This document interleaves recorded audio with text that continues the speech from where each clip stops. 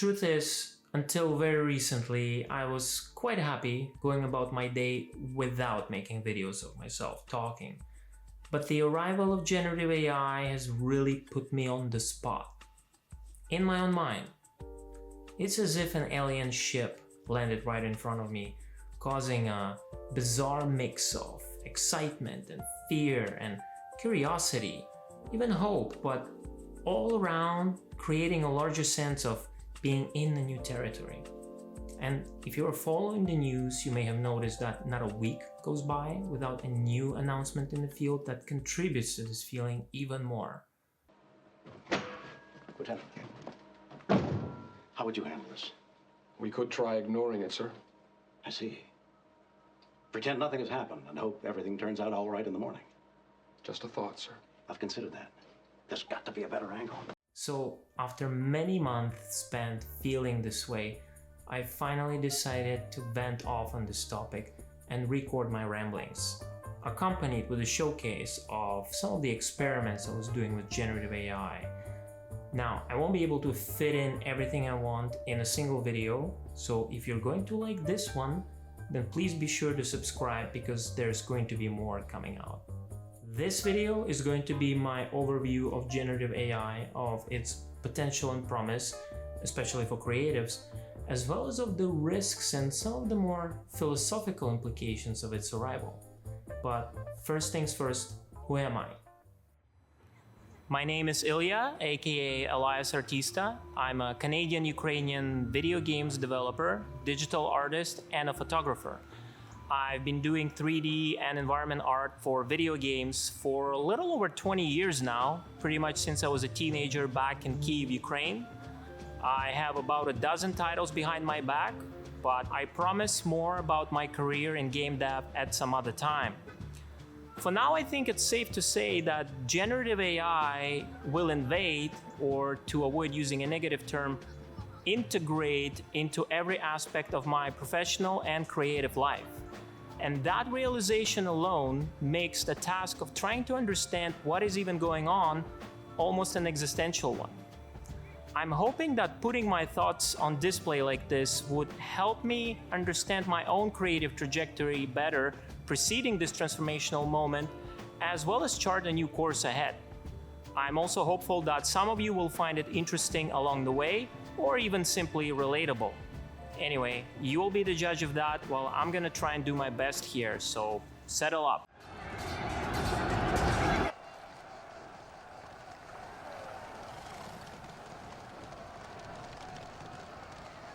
What is happening? Do you know?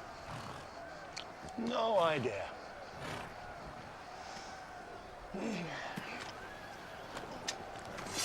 Come on! Follow me! Where are you going?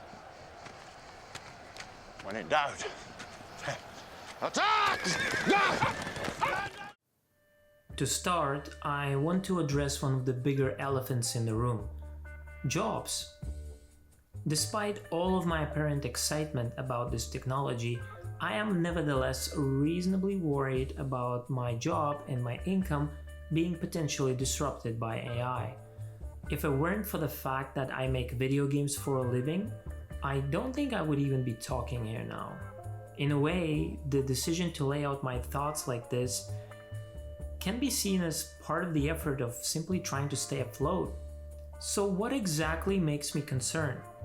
Well, let's have a look from a game developer's point of view. As of today, we have generative AI that can do art, code, sound, even playtest. Albeit it's not perfect in each of these disciplines, but considering we've got here practically overnight, who can predict what it could be capable of in another week or two, figuratively speaking?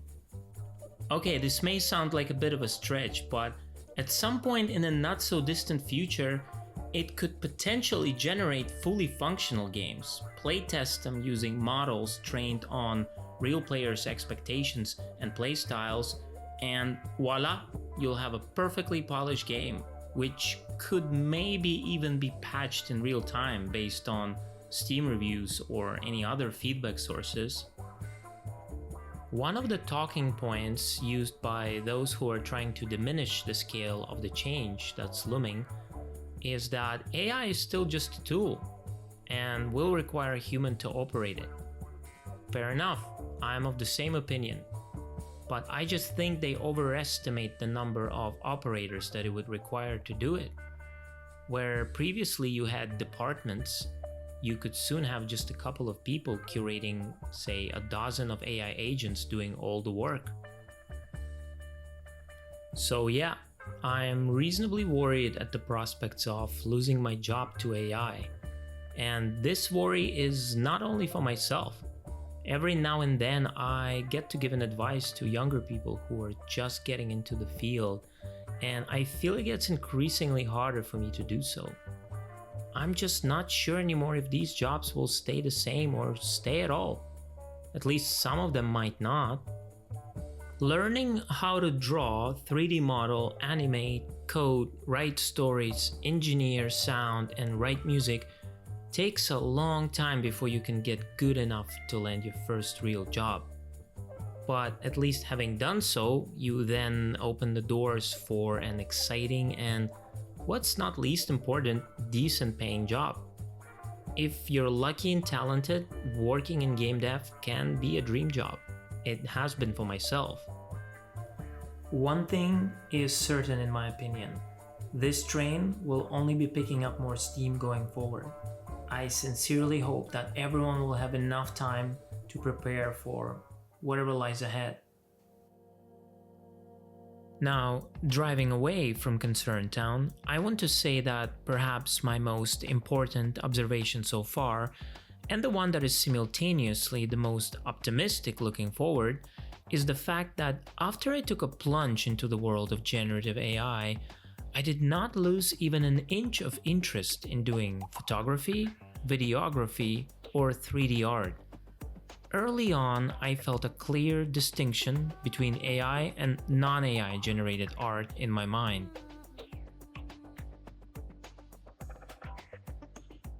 And the main factor allowing for this distinction is overabundance. The ease of access to these models and the rapid rollout allows for everyone and their mother to generate images, videos, and music. And they don't have to be geniuses to do that.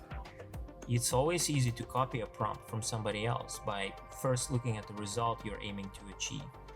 So as the world gradually becomes oversaturated with synthetic images, videos, and music, strictly human-made art should in theory gain more value, simply due to its relative scarcity.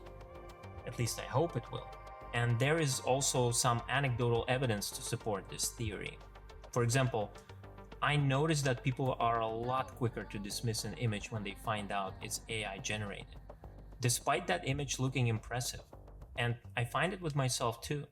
Important to note here, I'm only talking about strictly text-to-image or text-to-video prompt-based workflows. Image-to-image or image-to-video workflows, which are using human-made art as an input, are more interesting to me. An artist can also have a more direct role in creating with the help of AI tools. A good example of this is the frequently demonstrated workflow by the artist Martin Nebelong. He blends the traditional approach in creating of 3D and 2D art with generative AI by using the latter as a type of a magic brush. Martin maintains control over his creation as he paints and sculpts in the same way as he normally would, using his hands and eyes, but the output is further enhanced in real time by AI tools. In Martin's case, he can also choose the strength of AI input at any time, allowing for maximum flexibility. I think his approach can save a lot of time, specifically at the stage of brainstorming and drafting of ideas. By the way, the importance of human factor that is shaping our perception was to our knowledge first described by the ancient Greek philosopher Protagoras, some 2,500 years ago. He's attributed in saying, "Man is the measure of all things." That is, human attributed context really matters to us, well, because we are human. For instance, when I see a street photo generated by AI and say, a real street photo taken by Vivian Maier, I will be drawn more to Maier's work. Why? What exactly makes it so easy to choose? Well, first, the importance of a story or an origin myth that lies behind any creation. I've heard about Vivian Maier before, and the incredible story behind the discovery of her work.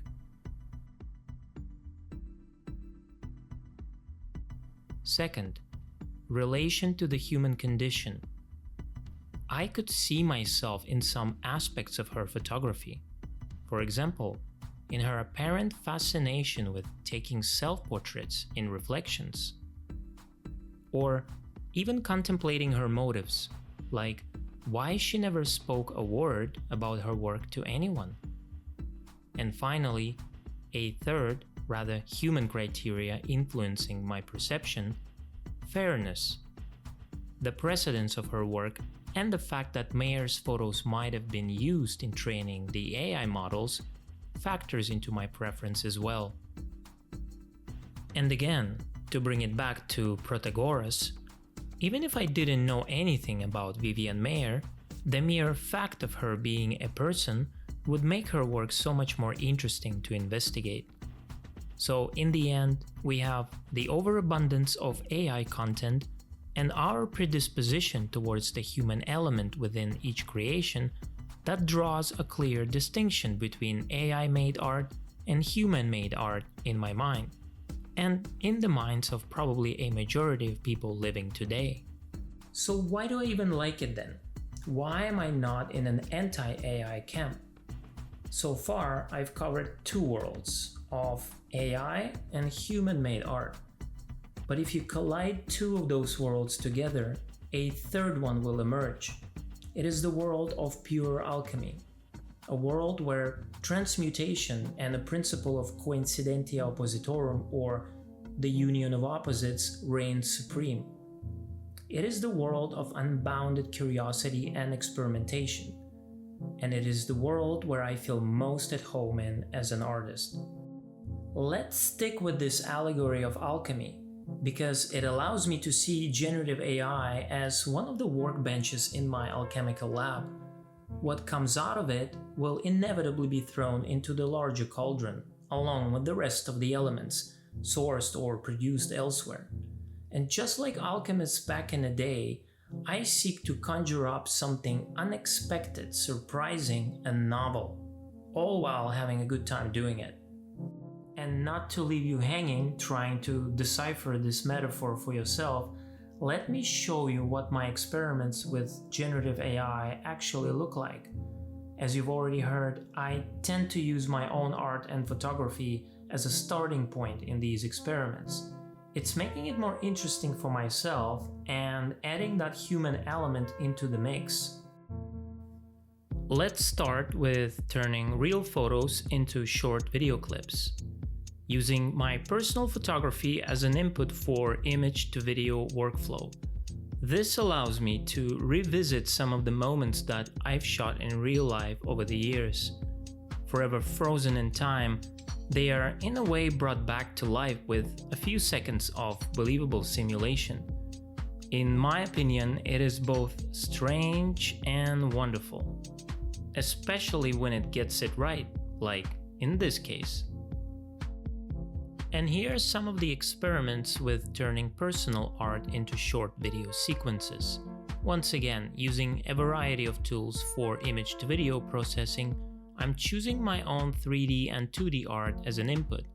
For example, having a go at this 3D render of a 2nd century AD head of Bodhisattva with the help of Runway's Gen 3 model.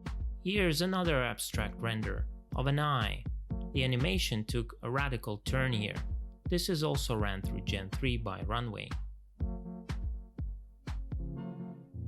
For this piece, I asked for a dramatic zoom-out camera movement using Luma AI's Dream Machine.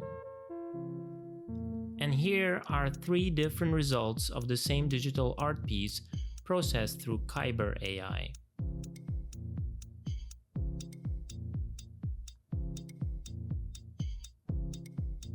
This is a crop from a big psychedelic illustration I made. 2 different results for this version, and 2 more for a dark neon light version. I love how it animated the lighting effects on the face. This was also ran through Kyber AI. I have a series of abstract digital art patterns that I've created a long time ago. Here they are animated with the help of Runway's Gen 3 and Gen 2 models. Now, I know Gen 2 is an obsolete model, but in this case, it produced a rather interesting looking result. Gen 3 once again.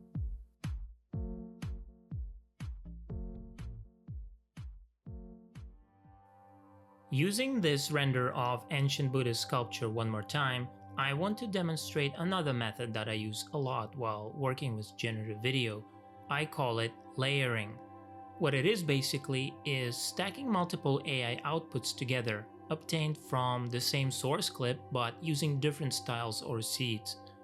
For blending these layers together, I use Adobe After Effects and Premiere Pro, a simple yet fast way to produce an interesting result.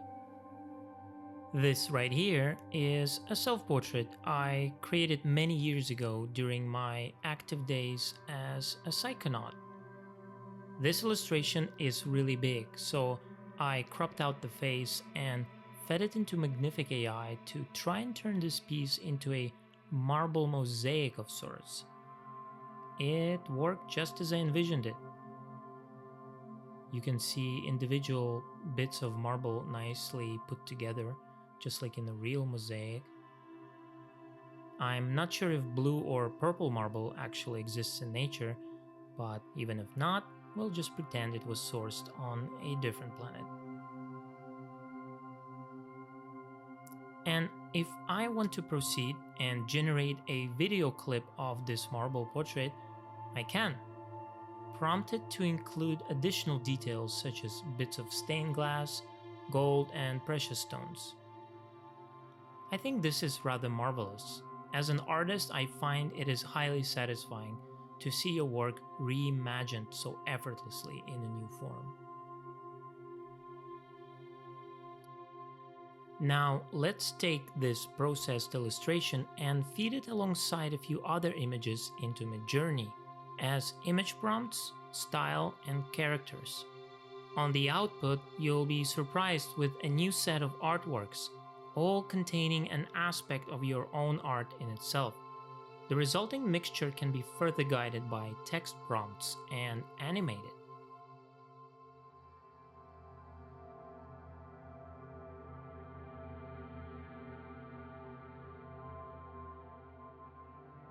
Here's another psychedelic illustration from my collection that I use a lot as an input in my generations. I can feed it into Runway's Gen 3 to see what it would look like as a neon lit animation.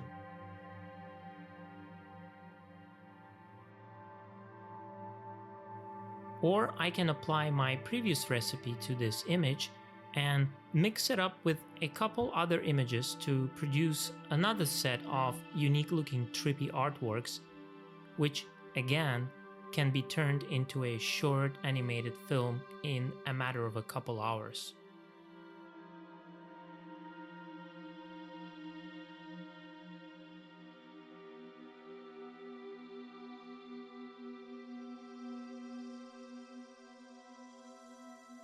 I still feel intoxicated with this level of freedom. This experiment resulted in a discovery of a workflow which can be used for historical research purposes. It allows you to convert statues into real people and vice versa. For this experiment, I used Magnific AI, Relight, and Upscale tools. And I happen to make a little tutorial about it in a separate video, which you can find here. Enough with AI videos for now. What about image-to-image and text-to-image workflows? Since November 2022, I have generated more than 10,000 images on Midjourney alone. I've done the math and it comes down to around 18 images per day on average. At this point, I can spend hours digging stuff up from my own collection. What's interesting is that my entire library is mostly split between a few recurring visual themes. There are some standalone ones, but a large number of themes can be grouped together in the same imaginative universe, so to speak. Later, I will try and make a separate video covering my approach in crafting of such worlds in detail.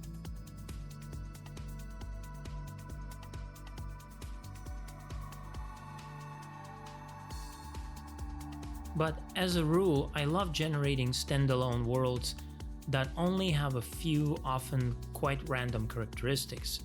This is where I'm sort of just trying to surprise myself with some bizarre and hilarious scenarios, not shying away from the totally absurd and peculiar. Like alien celebrities getting harassed by paparazzi, strange objects invading public spaces,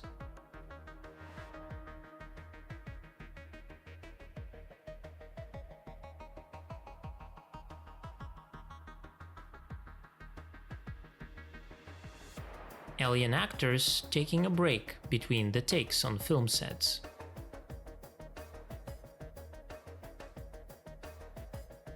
green women wrapped in plastic taking breaks on film sets.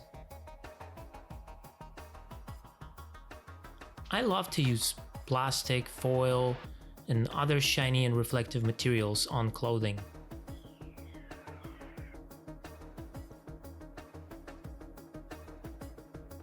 Silver reflective bodysuits and golden reflective bodysuits.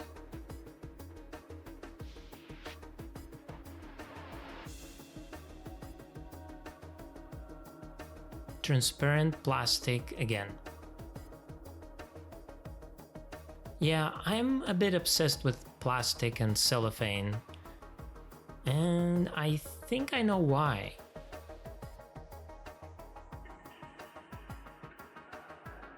But I'm sure it's nothing to worry about. Alternative reality Star Trek with Elvis Presley and cats. A little bit of bowling and numerous new adventures which you may request to follow the established rules of the show or deviate into more unexpected and original stories.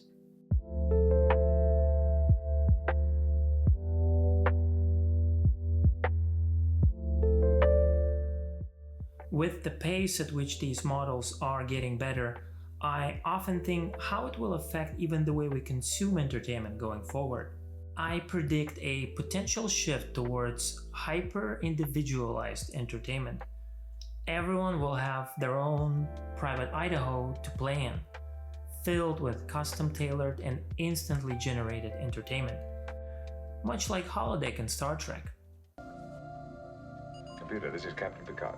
Holodeck 3 is clear. Location Paris, Café des Artistes, as it appeared 22 years ago. April the 9th, 1500 hours, 3 o'clock. Warm spring day.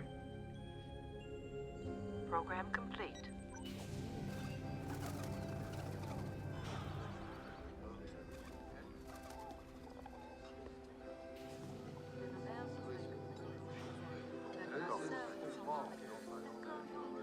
Monsieur, welcome to the Café des Artistes. And by the way, speaking of Star Trek, I absolutely love it, especially older shows and movies. But there is one problem though, I've seen it all many times over.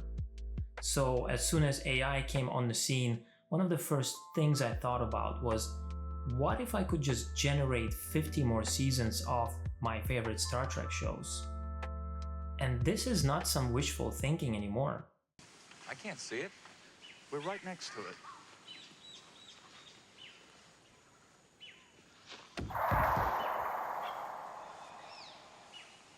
Incredible.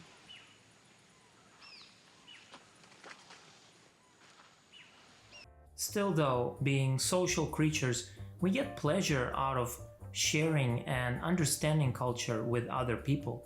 This creates social cohesion, and we don't want AI to disturb that. But luckily for us, this is so biologically hardwired that it's not something that can be easily replaced. Let's face it, not everyone is going to be on board with your particular version of their favorite movie or franchise. This alone should guarantee the survival of the shared part of our culture. But going back to Private Fantasy Life, I think this is where generative AI will really shine. Using Star Trek holodeck analogy once again, it's no secret that it must have been one of the most appealing and fascinating technologies from the series. I remember growing up in the 90s and coming of age in the early 2000s, I was an avid PC gamer, but seeing holodeck on Star Trek always made those games look like something out of a Stone Age in comparison. Aside of positive effects, writers on Star Trek also explored possible dangers of excessive use of this technology, such as escapism and addiction to holodeck. So despite the fact that even Captain Picard would get occasionally carried away in the Matrix, you could be sure his stoic nature will always come to rescue. Why? What did I do to drive him away? Maybe you did nothing. Maybe he had no choice. Maybe he was afraid. Of what? Of me? Oh, of being connected, rooted. Perhaps if he's as young as you are, he doesn't know yet exactly what it is he wants to do. Maybe...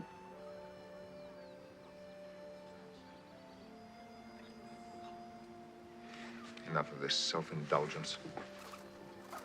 Exit.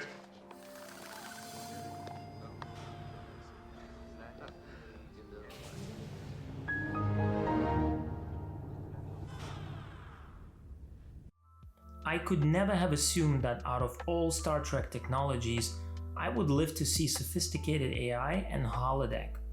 I thought we'd get molecular replicators way before that. Computer, another cup of coffee, black.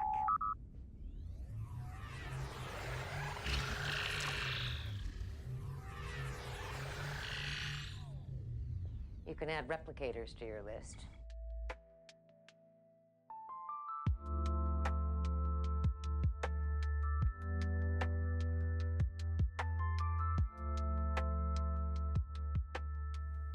Using AI in my daily life now often invokes memories of my favorite childhood fantasy. When I was a kid, I made up a magical object, which I called the Universal Device. Its function was really self-explanatory. This device was fully and truly universal, capable of doing absolutely anything and doing so instantly. An interesting inherent aspect of this fantasy device was its technological origin, which essentially turned a fairy tale magic wand into something a lot more tangible and easier to believe in. Say goodbye to worries now, immortality it will endow. A simple touch, a little wow, Universal Device shows you how.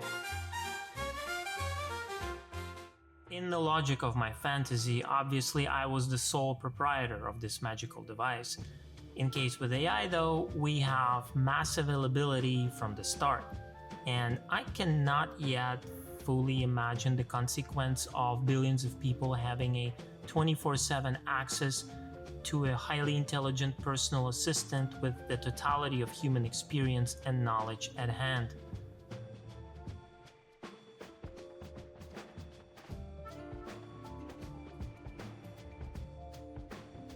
So, am I crazy to compare childhood's fantasy of omnipotence with today's AI tools and services? I mean, if I were told 10 years ago that in 2024 I could talk to a computer like they do on Star Trek in the 24th century, and I could fashion videos out of thin air, at close to real-time speed, I would probably think this is some kind of a joke.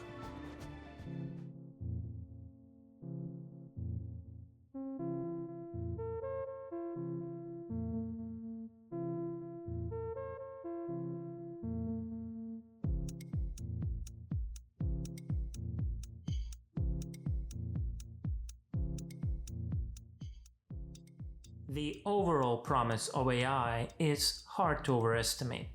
The current and future breakthroughs in science achieved by applying AI could potentially improve every aspect of our life, even in the near term. The extent of more long-term effects is harder to predict at this moment because, for instance, it's still unclear what the ultimate price of AI research should be. The target might have been AGI, that is, artificial general intelligence, but now it seems we've moved even beyond that. What is it then? Is it superintelligence? Are we in a god-making business now? What is happening exactly? There are too many possible answers to that question, each determined by who's answering it, what their philosophical or even religious background is. But perhaps for an alchemist, achieving AGI would be akin to creating a homunculus and not the Philosopher's Stone. So what is the Philosopher's Stone then in that analogy? What is the ultimate prize? What do you think it is? Let me know in the comments, and if you like this video, then please feel free to subscribe and follow me on Twitter. Till next time.